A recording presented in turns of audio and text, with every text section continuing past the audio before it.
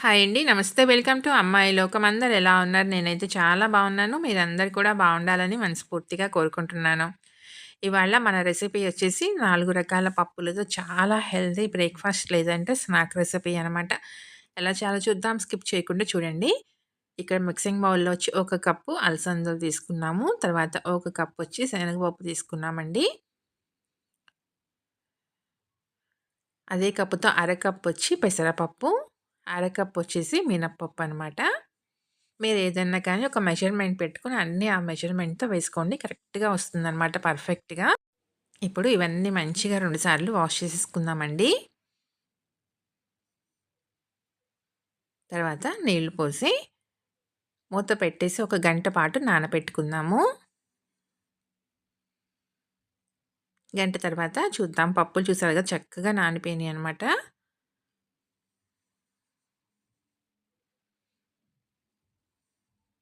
ఇప్పుడు దీన్ని మనం మిక్సీ జార్‌లోకి మార్చుకుందాం. బియ్యంతో పని లేకుండా చాలా హెల్తీ రెసిపీ అనమాట. మార్నింగ్ బ్రేక్‌ఫాస్ట్‌లోకి కానివ్వండి, ఈవినింగ్ స్నాక్‌లోకి కానివ్వండి, నైట్ డిన్నర్‌లోకి కానివ్వండి చాలా అంటే చాలా బావుంటుంది. ఇప్పుడు 2 పచ్చిమిర్చి తీసుకున్నాము. తర్వాత ఒక చిన్న అల్లం ముక్క. ముందు దీన్ని నీళ్లు వేయకుండా గ్రైండ్ చేసుకొచ్చుకుందామండి. ఇలా కొంచెం మనం బరకగా గ్రైండ్ చేసుకున్నాక ఒక 2 టేబుల్ స్పూన్ల వరకి నీళ్లు వేసుకున్న తర్వాత ఒక 10 పుదీనా ఆకులు వేసుకొని గ్రైండ్ చేసుకొచ్చుకుందాము. చూడండి ఇలా కొంచెం బరకగా ఉండాలనమాట. మరీ మెత్తగా కాకుండా. ఇప్పుడు ఈ పిండంతటిని మనం మిక్సింగ్ బౌల్‌లోకి మార్చుకుందాం.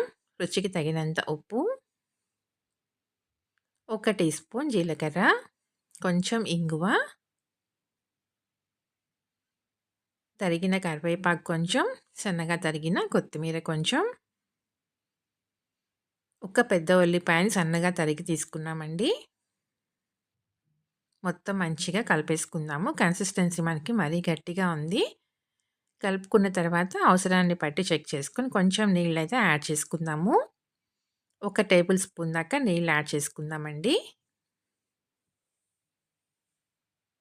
మరీ ఎక్కువగా నీళ్ళైతే వేసుకోవద్దు. పిండి పలచన కాకూడదనమాట. పిండి పలచనయిందంటే మనకు ఆ క్రిస్పీనెస్ అనేది రాదు. వేగిన తర్వాత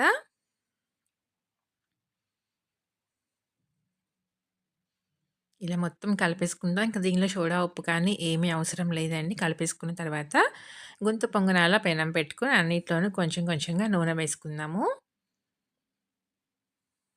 ఇలా అన్నిట్లోనూ పిండి వేసేసుకుందామండి. నూనె మీకు ఎక్కువగా వద్దు అనుకుంటే కొంచెం నూనెతో కూడా వేసుకోవచ్చండి గుంత పొంగనాలు. ఇక్కడ నేను ఎందుకు కొంచెం నూనె ఎక్కువగా వేశానంటే మంచి క్రిస్పీగా ఫ్రై అవుతాయన్నమాట. మీరింత నూనె వద్దు అనుకుంటే మీరెంతైతే యూజ్ చేసుకుంటారో దానికి తగినట్టుగా నూనె అడ్జస్ట్ చేసుకోండి. అలానే పచ్చిమిర్చి కూడా దీనిలో కారం అంతా పచ్చిమిర్చి కారమేనండి. అందుకని నేను 2 పచ్చిమిర్చి తీసుకున్నాను. పచ్చిమిర్చి కొంచెం కారంగా ఉన్నాయి ఇక్కడ. అందుకని నేను 2 వేశానండి. మీరు దానికి తగినట్టుగా పచ్చిమిర్చి కొంచెం అడ్జస్ట్ చేసుకోండి. కొంచెం కారం కారంగా ఉంటేనే బావుంటుంది. మరీ చప్పగా ఉన్నా కూడా బావుండదనమాట. ఇలా ఒక పక్క వేగిన తర్వాత రెండో పక్కకి మార్చుకుందాం. చాలా సింపుల్ రెసిపీ అండి. కానీ టేస్ట్ అయితే చాలా బావుంటుంది.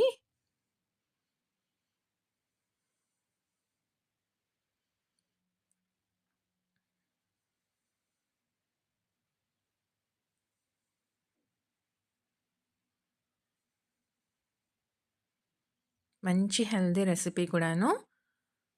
మీరు కనుక ఫస్ట్ టైమ్ చూస్తున్నట్లయితే తప్పకుండా సబ్స్క్రైబ్ చేసుకొని చూడండి.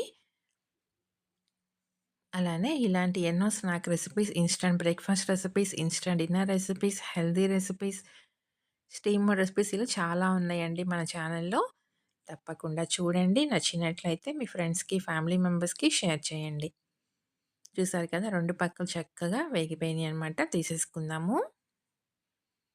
స్నాక్‌లోకనుకోండి ఈవినింగ్ టైమ్‌లో ఇలానే తినేయొచ్చు. చాలా బావుంటుందండి. మార్నింగ్ బ్రేక్‌ఫాస్ట్‌లో కానీ, నైట్ డిన్నర్‌లో కానీ అనుకోండి మీరు ఏ చట్నీతో అయినా బావుంటుందనమాట. దీనిలోకి పర్ఫెక్ట్ కాంబినేషన్ అంటే పల్లి చట్నీ లేదంటే టొమాటో చట్నీ అండి.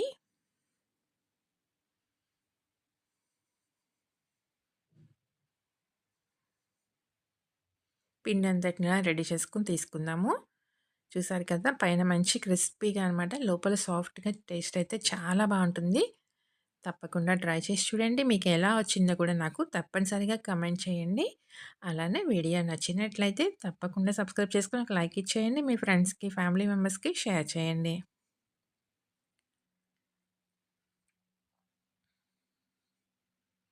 ఒకటి ఓపెన్ చేసి చూద్దాము.